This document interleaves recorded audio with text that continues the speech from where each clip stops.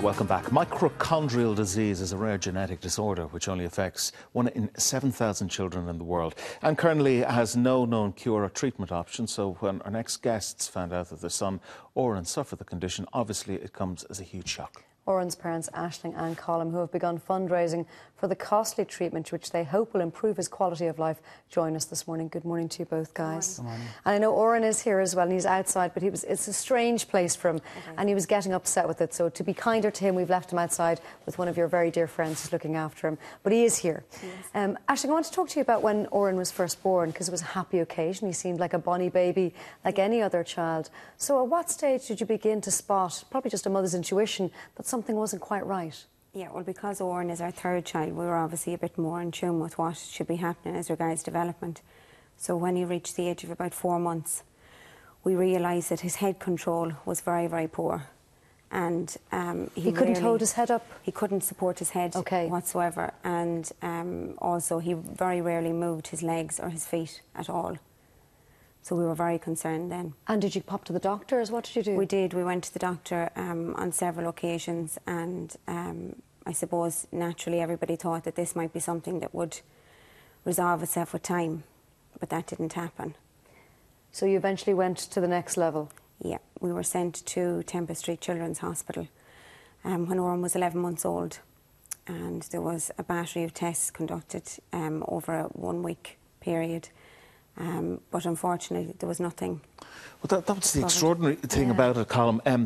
The length of time it took to actually get to the bottom of what was going on. It's from Temple Street to Great Ormond Street, and then we're back again, and at last. How long did that take? Till last year, since he was, what, 6 months old till last year? Over 2 years. 2 years to get a full diagnosis. We really thought that we were going to get someone quickly, because we got referred to Temple Street quite quick. And we were delighted we got the opportunity to go up there, because you know you hear of parents waiting 6 or 7 months, especially from the west, to get to Temple Street, and we got there within 2 or 3 weeks. Of course, we were cautious because why are we going so quick? And we asked that, and he said no, it's just they have a free cot. Right. So you know, if you get the chance, go. So every day during Temple Street there was more tests done, and every day we were kind of happier that they weren't coming back with any kind of sinister diseases or disorders, thinking it might be something that's going to fix itself. They did recognise that his development wasn't where it quite should be. Yeah. But they still couldn't put their finger on what was going wrong. No, and the way to do is they try and do the least intrusive test last, which was the muscle biopsy. So they'd keep it going for a long time, saying we're going to do this test. We're waiting 6 months for results. Bloods have gone to speed. Right. I presume, though, that there was some sense of relief when you got to the bottom of it, and then the utter devastation to find out the consequences of what the diagnosis really was. Yeah, well, we were told on the second day when we went to Great Ormond Street Children's Hospital in London in March, we were just very lucky that we happened to meet a lady who has devoted her whole career to this field, and she's very involved in the research end of it. And when we spoke to her on the second day, she was very definitive. You know, brutally so. Yeah, we were devastated. We were absolutely devastated. What was the news that she gave you as you remember it? She said, all I heard was the middle of the sentence, and I said to her, so are you saying that Órán has mitochondrial disease? Or do you suspect Órán has mitochondrial disease? And she said, oh, I don't suspect it, Órán has it. And did you know what that would mean for a mitochondrial disease at that stage? We did, because it had been mentioned to us prior to that, and we had gone off and done our own research. So and there's different levels, of course, of it, and the level that Órán has is not good. It's not good, because there's 5 complexes of mitochondrial disease.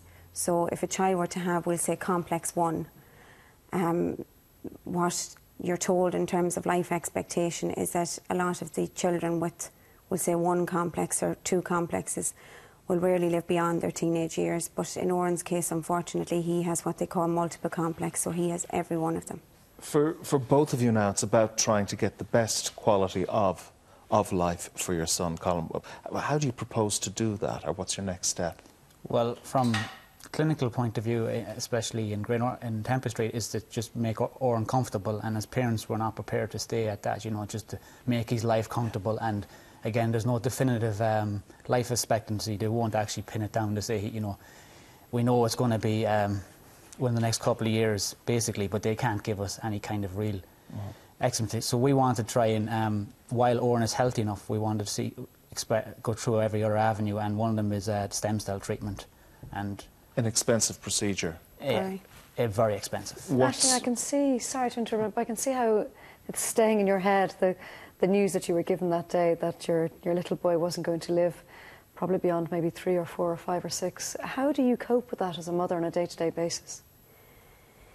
You don't really, Sinead, to be honest. You just try and take it a day at a time. That's as much as we feel that we can do at the moment. And really, from a parent's point of view, I suppose, our big aim is that we give Órán every chance. And in our case, this is Órán's only chance.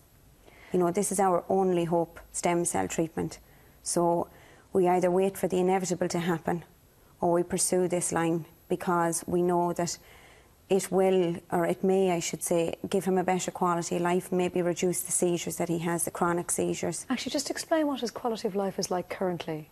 Órán doesn't have a great quality of life at all, Sinead.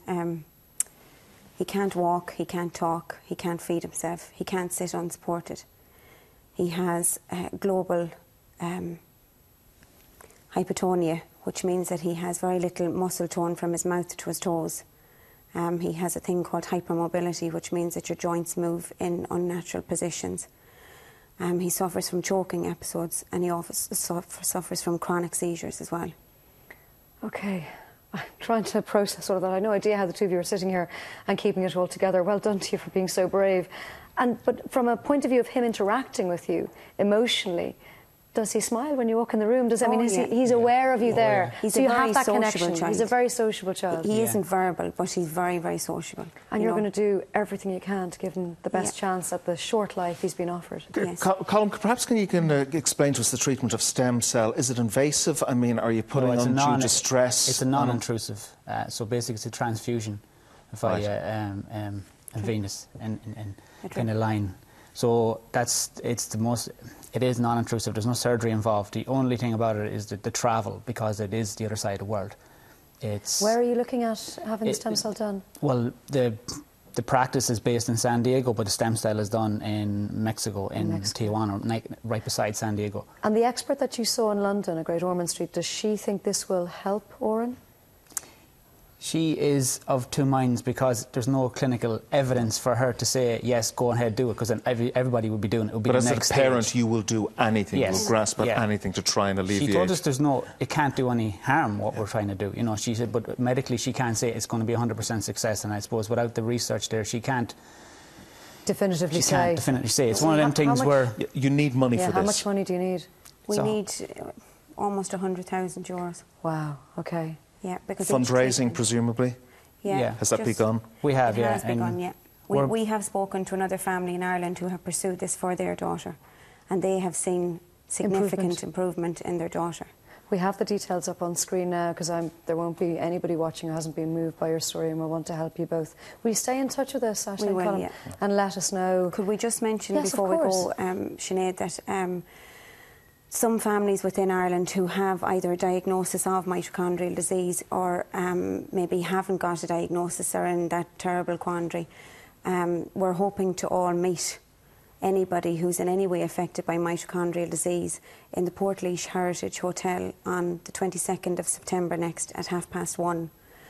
And it just might prove to be some form of support, because there is nothing for any parent whose child has been affected by mitochondrial disease, and it is such a devastating diagnosis to have no support or no network or no specialist even in this country who can help you. Okay. And also they have a Facebook page as well, which is Mito Families Ireland. MITO? Yeah. Mito Families Ireland. That's correct. Okay, Ashling and Colm, thank you so much, and stay in touch with us, and we'll keep in touch with Órán's story. Thank you very much. Thank you.